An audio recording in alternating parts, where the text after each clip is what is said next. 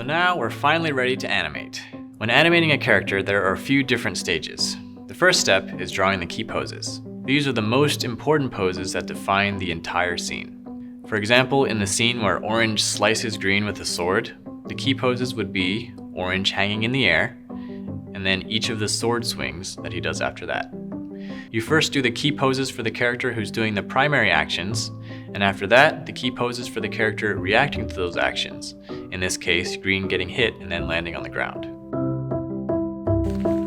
Why do we draw key poses instead of just drawing each frame one by one? Well, some animators actually do animate this way.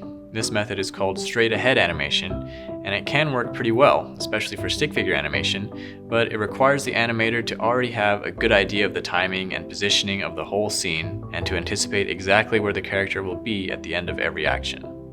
The danger with this method is that the character could end up in a position you weren't intending, and then you would have to make significant edits to fix it or even just redo it.